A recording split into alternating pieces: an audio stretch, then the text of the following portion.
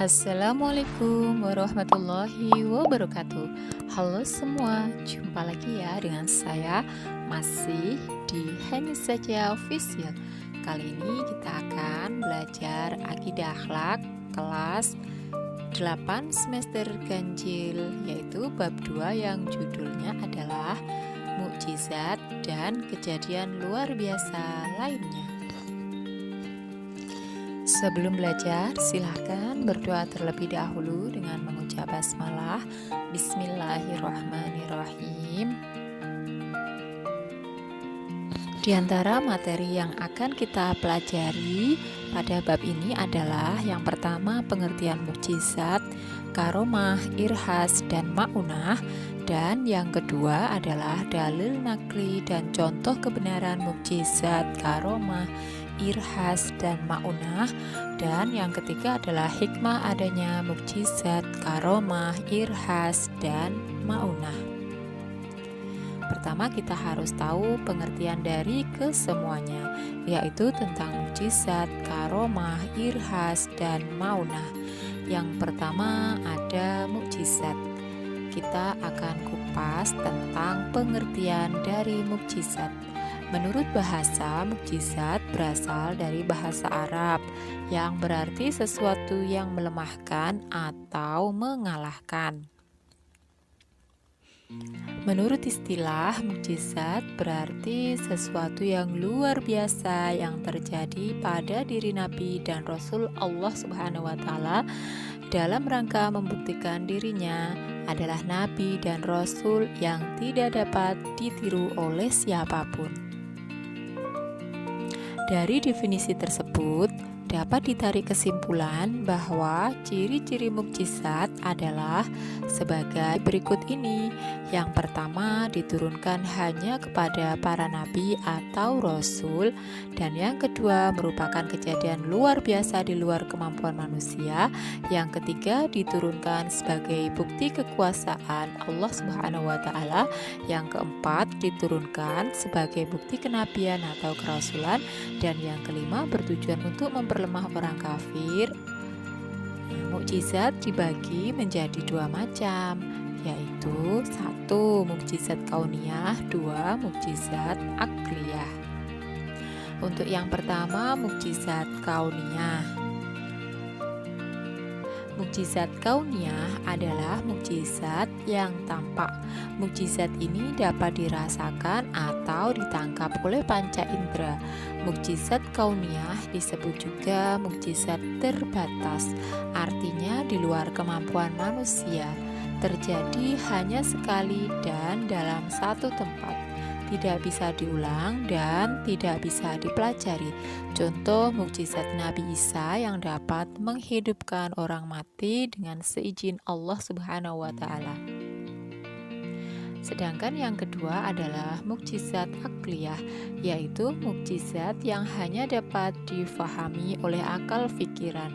Ciri khusus mukjizat ini adalah berlaku universal atau sepanjang masa dan dapat difahami dengan akal pikiran.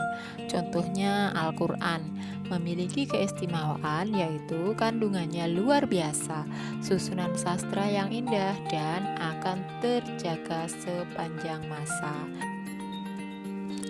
Selain mukjizat, ada juga kejadian luar biasa yang harus kita pahami, diantaranya adalah karomah, irhas, dan ma'unah. Yang pertama, kejadian luar biasa adalah karomah. Karomah adalah kejadian luar biasa yang dianugerahkan Allah kepada seseorang yang soleh dan taat kepadanya. Jadi karomah hanya diberikan kepada hamba-hamba pilihan Allah Subhanahu wa Ta'ala, termasuk waliullah atau kekasih Allah Subhanahu wa Ta'ala. Syarat terjadinya karomah antara lain yaitu yang pertama, orang yang mendapat karomah bukanlah seorang rasul atau nabi. Yang kedua, tidak memiliki syarat khusus berupa doa, bacaan, ataupun zikir khusus.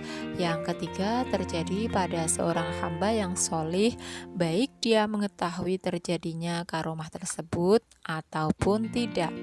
Yang keempat, bertujuan menguatkan keimanan dan keislaman orang yang mendapat karomah tersebut.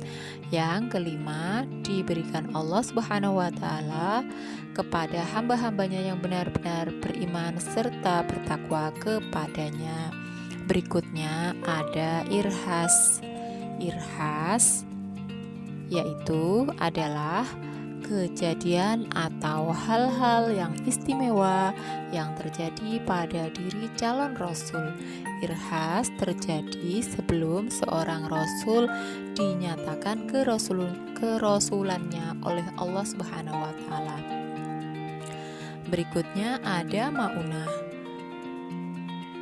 Maunah adalah kemampuan luar biasa yang diberikan Allah kepada seorang mukmin untuk mengatasi suatu kesulitan. Maunah terjadi pada orang biasa berkat pertolongan Allah. Dalil nakli dan contoh kebenaran mukjizat, karomah, irhas, dan maunah.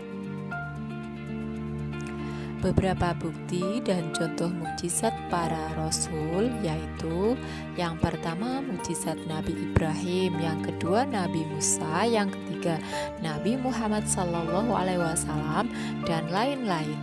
Yang pertama mukjizat dari Nabi Ibrahim alaihi salam, diantaranya yaitu selamat dari api yang menyala-nyala dan doa Nabi Ibrahim mustajabah, yakni Nabi Ibrahim memohon kepada Allah agar sebagian besar keturunannya adalah orang-orang yang soleh. Negeri Mekah dan sekitarnya menjadi kota yang barokah dan tercukupi dari makanan dan buah-buahan. Dan yang ketiga, mimpi yang benar untuk menyembelih putranya yaitu Nabi Ismail. Berikutnya ada mukjizat dari Nabi Musa alaihi salam. Nabi Musa selamat dari pembunuhan Fir'aun setelah tongkatnya dengan izin Allah Subhanahu wa Ta'ala menjadi ular besar yang memakan seluruh ular sihir Fir'aun. Yang kedua, melewati Laut Merah dengan cara memukul tongkatnya sehingga terbentang jalan di tengah-tengah laut tersebut. Dan yang ketiga, Nabi Musa dan bangsa Israel dalam perjalanan pelarian ke Palestina selalu dinaungi awan yang teduh dan diberi rizki berupa burung salwa dan buah manna. Yang keempat, dengan izin Allah dapat menghidupkan orang mati, yaitu dalam Al-Quran disebutkan dengan perantara bagian tubuh betina yang disembelih oleh Bani Israel. Sapi betina tersebut diperoleh dengan usaha yang sangat sulit. Dengan tongkatnya ia memukul batu sehingga memancarlah 12 mata air yang mencukupi kebutuhan air pada 12 suku yang dipimpinnya. Berikutnya yang ketiga yaitu mukjizat dari Nabi Muhammad SAW, yaitu yang pertama mukjizat Al-Quran, yang kedua Isra dari Masjidil Haram di kota Mekah ke Baitul Maqdis di Palestina, dan Mi'raj dari Baitul Maqdis ke Sidratul Muntaha dalam waktu kurang dari 1 malam. Yang ketiga, mengetahui hal-hal yang akan terjadi dengan seizin Allah Subhanahu wa Ta'ala, misalnya kehancuran negeri Persia dan Romawi, penyebab kematian Hasan cucunya karena terbunuh, dan lain sebagainya. Dari jarinya keluarlah air bersih yang dapat mencukupi kebutuhan minum orang banyak dan juga dapat membelah bulan. Beberapa contoh dan bukti adanya karomah yaitu yang pertama, karomah yang terjadi pada Maryam. Yang kedua, karomah yang terjadi pada Ashabul Kahfi atau penghuni gua. Dan yang ketiga adalah karomah yang terjadi pada Zulkarnain atau Alexander the Great, yaitu seorang raja yang soleh yang Allah nyatakan dalam surat Al-Kahfi ayat 84. Beberapa contoh irhas yang diberikan Allah kepada para calon rasul. Yang pertama, peristiwa sebelum kelahiran Nabi Muhammad SAW, yakni kegagalan tentara Abrahah untuk menghancurkan Ka'bah. Yang kedua, peristiwa lahirnya Nabi Muhammad SAW, yakni terjadinya gempa hebat di negara Persia sehingga meruntuhkan bangunan-bangunan tinggi mereka, dan padamnya api sesembahan kaum Majusi setelah lebih dari 1000 tahun tak pernah padam, dan langit yang terang pada waktu fajar saat kelahiran Nabi Muhammad SAW, dan lain sebagainya. Yang ketiga, peristiwa masa kanak-kanak Nabi Muhammad SAW, yakni dibedahnya dada Nabi oleh 2 malaikat, yaitu ketika dia masih dalam asuhan Halimah Sa'diyah.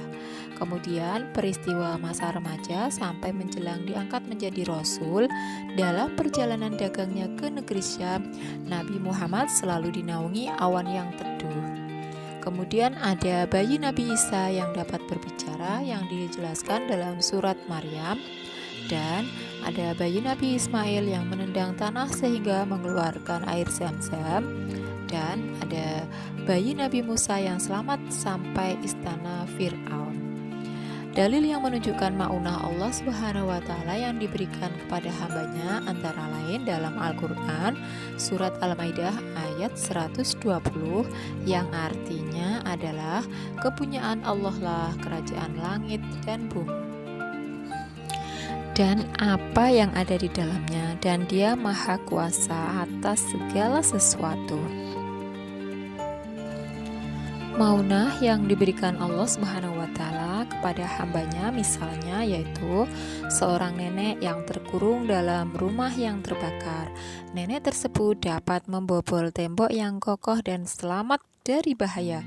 Ini disebut maunah karena secara akal sehat tidak mungkin seorang nenek dapat membobol tembok yang kokoh. Hikmah adanya mukjizat, karomah, irhas, dan maunah. Di antara hikmah yang dapat diambil dengan adanya mukjizat, karomah, irhas, dan maunah antara lain yaitu yang pertama, melemahkan dan mengalahkan alasan, usaha, dan tipu daya orang-orang yang menentang dakwah Rasul. Yang kedua, bagi yang telah percaya kepada kenabian, maka mukjizat akan berfungsi untuk memperkuat iman serta menambah keyakinan akan kekuasaan Allah. Yang ketiga, membuktikan kebenaran Rasul yang diutus Allah dan ajaran-ajarannya. Yang keempat, mempertebal iman kepada Allah. Dan yang kelima, mendekatkan diri kepada Allah. Yang keenam, tidak takut akan kesulitan karena yakin Allah selalu memberikan pertolongan kepada hambanya yang beriman dan bertakwa.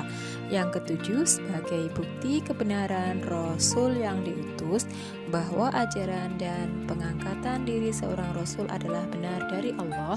Dan yang kedelapan, sebagai azab atau siksa bagi orang-orang kafir dan pelajaran bagi manusia yang lain. Adapun contoh perilaku yang mencerminkan keyakinan terhadap mukjizat antara lain: 1. Tidak minta pertolongan kepada makhluk halus meskipun kita juga yakin bahwa makhluk halus itu ada sebagai hal goib. Yang kedua, meminta pertolongan hanya kepada Allah Subhanahu wa Ta'ala. Yang ketiga, yakin sepenuh hati akan kekuasaan Allah Subhanahu wa Ta'ala. Dan yang keempat, berakhlakul karimah sesuai Al-Quran Al-Karim. Dan yang kelima, selalu berusaha dan bertawakal kepada Allah Subhanahu wa Ta'ala.